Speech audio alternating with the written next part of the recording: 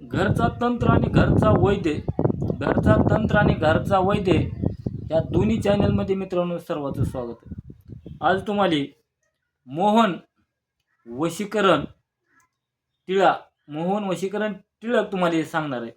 एकदम रामबाण असा ही टिळा आहे मित्रांनो. तर याच्यासाठी तुम्हाला लागणाऱ्या वस्तू एकदम साध्या आणि सोप्या आहेत मित्रांनो. लिहून घ्या, तुम्ही पेन वही घेऊन घ्या, मी दम्मानी सांगतोय. काय का अश्वगंधा चूर्ण घ्यायचं मित्रांनो, लाजाळू चूर्ण घ्यायचं, अश्वगंधा, लाजाळू आणि गोरक्षण हरताळा आणि मानशिळस.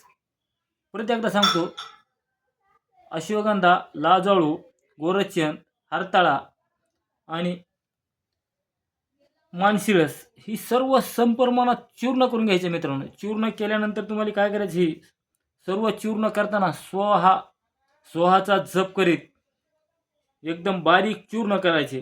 आणि केळीचे सापटा असतात मित्रांनो, केळीच्या सापटाचा रस काढून हे चांगलं तुम्हाला ह्याचं घोटण करून गंध तयार करून ठेवायचा आहे. तुम्हाला जसं लागेल तसा गंध तयार करून ठेवा. बाकीचं चूर्ण थोडे शिल्लक ठेवा डबेत, बारक्या डबेमध्ये चूर्ण करून ठेवा. केळीच्या सापटात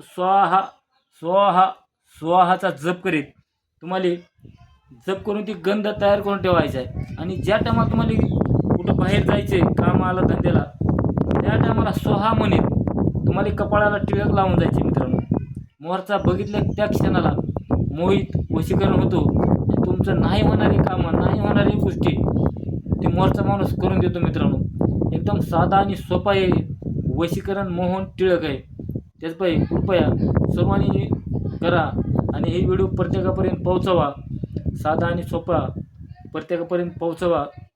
काही अडचण आली तर महागाली आपल्या काही व्हिडिओवर नंबर दिलेले आहेत, प्रत्येक मला कॉल करून तुम्ही औषध करू शकतात.